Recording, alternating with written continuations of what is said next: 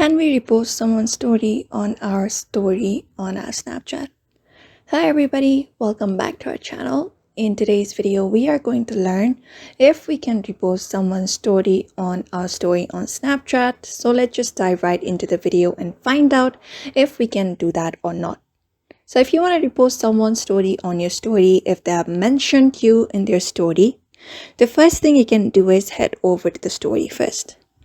So when we head over to the story, if they have mentioned us, unfortunately, we don't get notified about the mention or something like that, or we don't get the option of reposting the story on our story.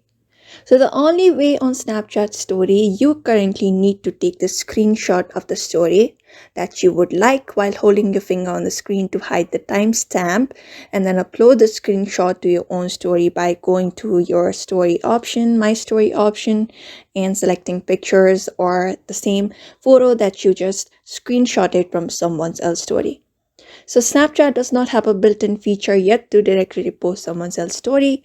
So that is only the most common way for now. So I hope this video was helpful and thank you for watching this video.